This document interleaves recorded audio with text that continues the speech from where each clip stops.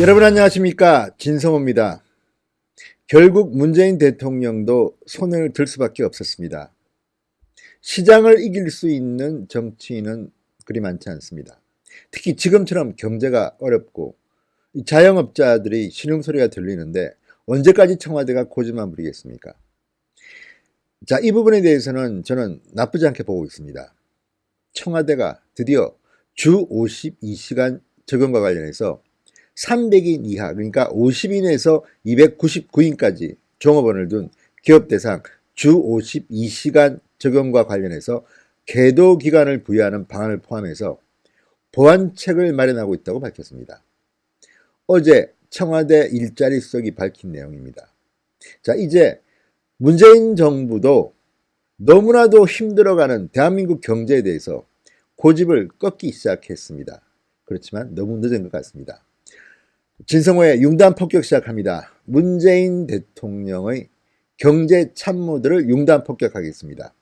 방송에 앞서 진성호 방송의 구독자가 아니신 분들은 붉은색 구독 버튼 눌러주시면 감사하겠습니다. 자, 어제 조금 당황스럽기는 했습니다. 원래 이것을 발표하려고 한 것 같지는 않습니다만 기자들의 질문에 이 말이 나오고야 말았습니다.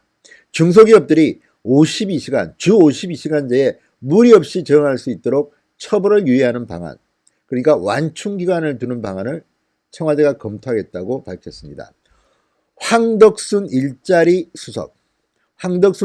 수석은 춘추관 기자간담회에서 정부는 52시간제의 보완이 필요하다면 탄력 근로제 법안 등 입법으로 해결하는 것이 가장 바람직하다는 입장이지만 입법이 원활하게 이루어지지 않는다면 어떤 형태든 행정부가 보완하는 것이 불가피할 것이라고 말했습니다.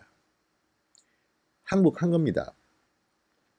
지금 여기서 그치지 말고 지금 문재인 정부의 경제 참모들은 이 주 52시간 근무 최저임금제에 대해서 좀 더 본격적인 보완 정책을 만들어야 될 겁니다.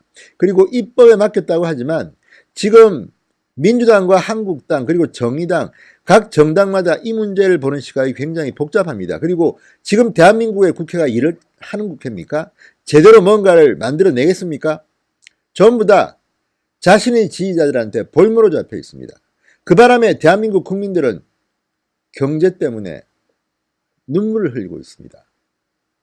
자, 황덕순 수석의 이 말도 결국 보면 탄력근로제 등 지금 국회에 넘어와 있는 입법 보완들이 있습니다만 시간 내에 제대로 되겠냐는 회의가 있습니다. 그렇기 때문에 청와대가 먼저 치고 나가기는 그렇지만 국회 입법 과정을 살펴보면서 결국 이 보완 정책을 하지 않으면 지금 대한민국 경제가 엉망이 될 것이다. 특히 문재인 정부가 지금 문제가 되는 것은 그들이 처음 출범할 때 말했던 것과 너무나도 다른 방향으로 이 현실 경제가 흘러가고 있기 때문입니다. 문재인 대통령을 선출한 사람은 대한민국에서 41.1%입니다. 득표율이 그렇게 높지 않습니다. 과거에 비해서 박근혜 대통령 같은 경우는 51.6%의 득표를 기록했습니다. 문재인 대통령은 41.1, 상당히 빈약한 득표율로 득표했습니다. 그때 이 사람들이 내세운 공약들이 뭐였습니까? 어려운 사람들, 대한민국의 빈곤층을 잘 살게 해주겠다는 거 아닙니까? 빈부격차를 줄이겠다는 거 아니었습니까? 그런데 놀랍게도 문재인 정권이 들어선 이후 빈부격차는 점점 더 심각해져 갑니다. 잘 사는 사람은 더 잘 살게 되고 못 사는 사람은 더 못 살게 됩니다. 이런 것들은 정책 실패에서 깨납니다. 저는 문재인 대통령이 처음부터 못 사는 사람을 더 못 살게 하려고 했던 것 같지는 않습니다.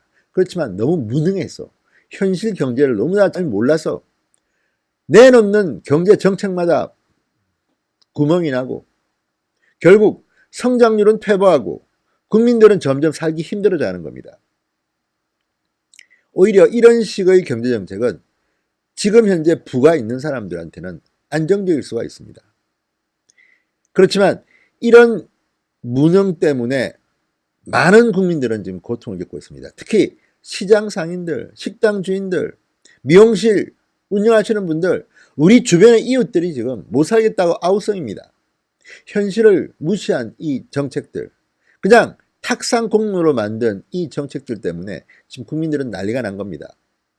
예를 들어서 서울 도심 또는 강남 이런 곳의 최저임금과 저 지방 시골의 식당 최저임금이 같다면 배겨내겠습니까?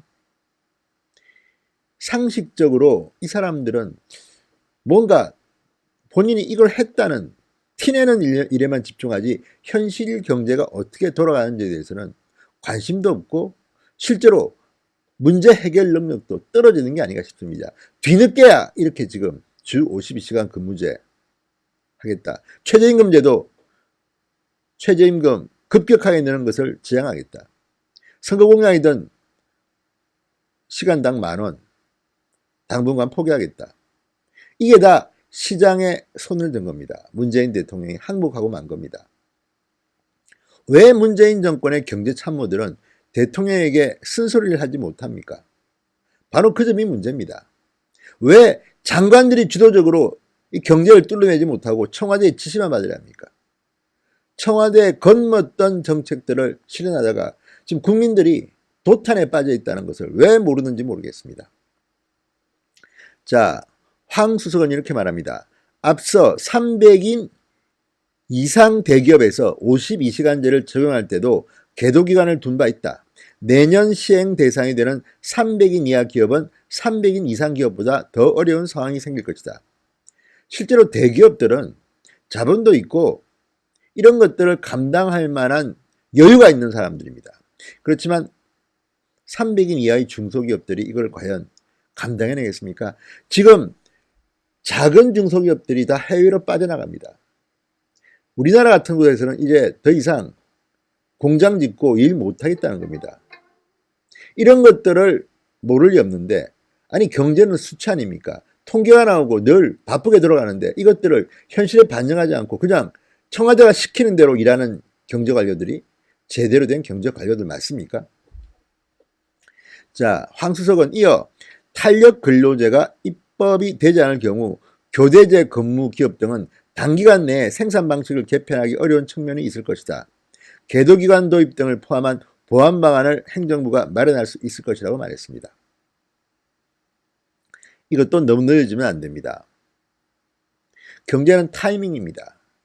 지금 대한민국 경제가 어려워지고 특히 문재인 대통령이 지난 5월만 해도 취임 2주년 기념 인터뷰에서 경제 성장률을 2.5 내지 2.6%라고 자신 있게 말했습니다. 그런데 홍남기 경제부총리 워싱턴에서 가진 기자간담회에서 2.0 내지 2.1%로 낮춰잡았습니다.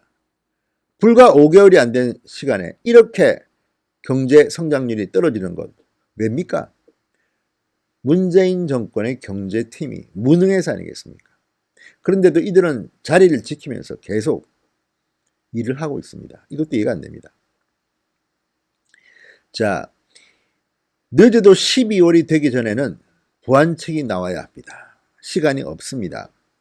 자, 홍남기 경제부총리도 지난 11일 대한상공회의소에서 열린 1차 소재부품 장비 경쟁력위원회를 마치고 기자들에게 이번 달 중 52시간 근무제 보완책을 발표하겠다고 했습니다.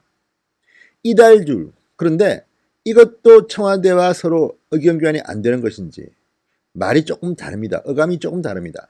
지금 청와대와 경제부처 사이에 행정부와 청와대 사이에 이런 커뮤니케이션이 제대로 되는지 잘 모르겠습니다. 자, 청와대는 청와대로서의 조정 역할에만 이제 멈췄으면 합니다.